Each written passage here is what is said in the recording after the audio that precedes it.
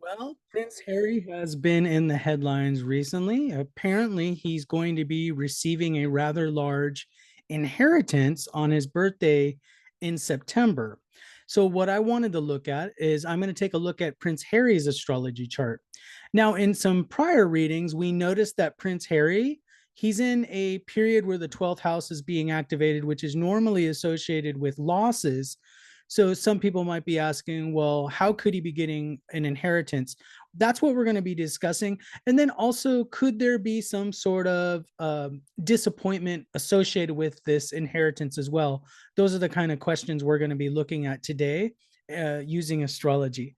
So for those of you that are new to my channel, make sure you like and subscribe. Thank you to all my new patrons. We're almost at 5,000, so this should happen pretty soon here. So I'm really excited. By the way, I practice Vedic sidereal astrology, which is astrology from ancient India. So your sign may be different using this method. Also, if you're interested in a personal private reading, check down below in the description box for details for that. And also, I just want to remind you that this reading is for entertainment purposes only.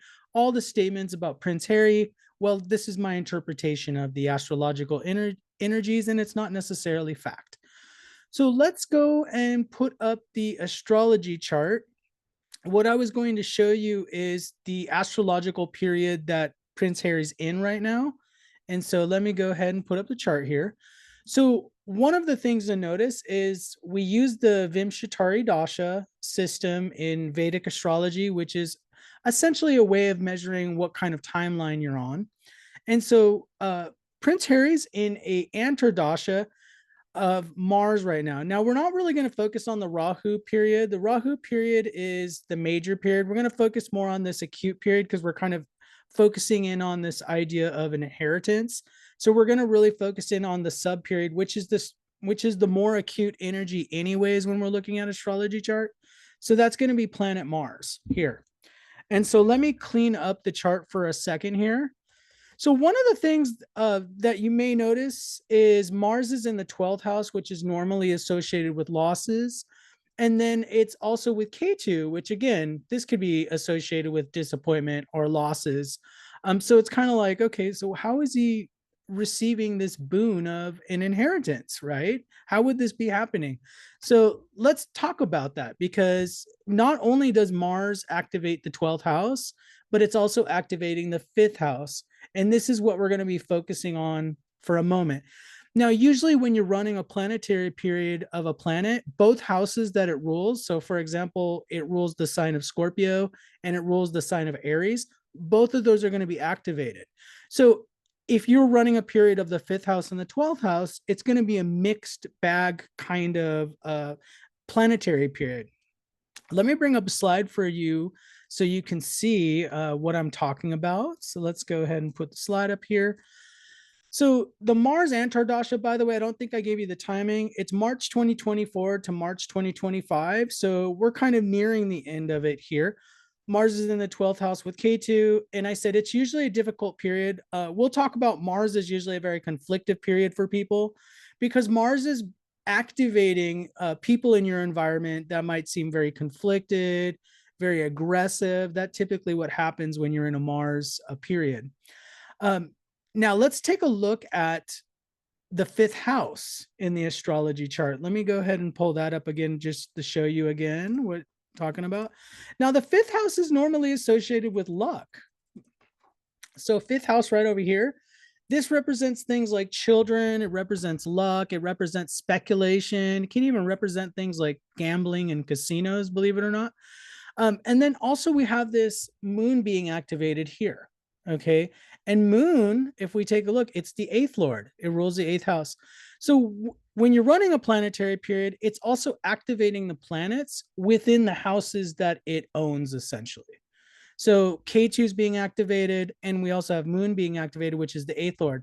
The eighth house is typically associated with inheritance, insurance payouts. So that's where we could see this happening.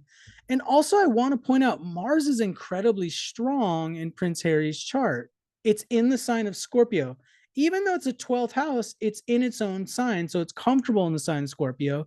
And then if we take a look at where Mars is in the Navamsa chart over here, the chart with the number 9 on it, it's actually exalted in the sign of Capricorn in the Navamsa chart, which makes this an incredibly powerful a planet. The other thing to point out with this inheritance situation is Mars is in 8 houses from Moon. Okay. Now I don't know if you all saw that. It's right over here. So eighth from Moon is also activating inheritance and things like that. But you may be asking, okay, how is this going to be influencing this overall situation? Because I can tell you, with Mars being next to K2 in the 12th house, it's not necessarily an easy period to navigate. In fact, I said in some prior videos that there's likely some difficulty even in his relationship with Megan, because can be a conflictual period with Mars being activated, and then with K2 and the 12th house being activated, it can have a separative kind of energy when it comes to your relationship. So it can be difficult there. Let's go pull up the slide again so we can break that down a little bit more. So the 5th house, remember, it's rules the 5th house. It's associated with luck, fortune. It activates boons and blessings that come from past lifetimes. And then it's also exalted in the Navamsa. A lot of times, if a planet is really strong, it's going to be strong in the D1 chart and then also the Navamsa chart as well. And then the moon is being activated. Moon is the 8th lord. And then I found out that it was the queen and the queen mother that apparently had something to do with setting up this inheritance. You can comment down below if you know any more specifics, but it's interesting to note that the moon is activated and the moon can represent mother figures in one's life. So that's where this inheritance is essentially, well, it was arranged by. Now, how is the 12th house influencing the situation? Because the 12th house is typically associated with like retirement, it's associated with losses, foreign travel, living in foreign countries, spirituality. It's usually associated with losses. So, this is the thing to really point out about the 12th house. It doesn't block money from coming in. It's not like it's stopping money from coming in. What the 12th house does is it causes, first of all, one to make bad decisions about money, because 12th house, what it can represent is somebody that's not really grounded. They could be up in the clouds, so to speak. Also, it creates conditions where there's a lot of expenses. Now, these expenses, to some people, they might not seem necessary, but that creates as expenses. So even though you might be getting a lot of payouts or a large payout, there's still a lot of expenses. So with this insurance payout that's coming in, there's still a lot of expenses that are happening, at least during this period until March of 2025. So, it can feel like the funds are depleting. Now, usually when you have losses during the 12th house, it isn't as bad as like the 8th house or the 6th house. The 12th house is more of like losses on spiritual account. So, for example, when you're running a period of the 12th house, if you go on a long meditation retreat, that's a time where you're potentially not earning money, with your business or your job. So that could be part of what the 12th house represents. But generally, there's going to be a lot of expenses during the 12th house. So your assets are going to be depleted during a 12th house period. So that's going to be part of what's going on in Prince Harry's chart with this inheritance.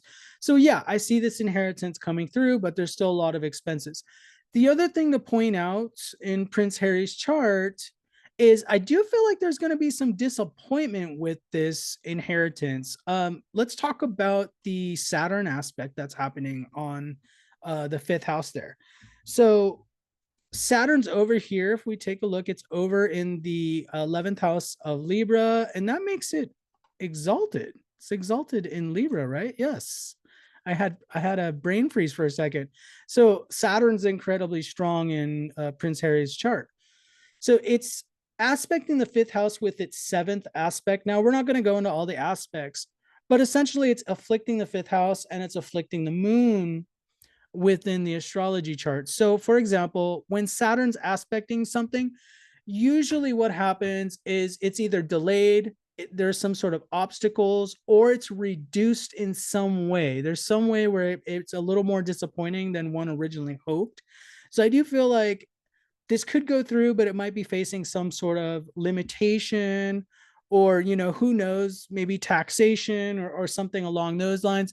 There could be something where it's going to be maybe less than he expected, with this kind of Saturn aspect that's happening on the fifth house too. The Saturn aspect on the fifth house also, by the way, can show a lot of expenses regarding children within the lifetime as well, just to make a point out of that. So anyways, I think it's pretty nice to receive a large inheritance when you're reaching your 40th birthday. So anyways, I wish Prince Harry the best of luck with this inheritance. Uh, but I see, at least until March of 2025, there's still going to be a lot of expenditures, but this could be propelling him to the Jupiter period that's starting in March 2025, which is a lot better of a period.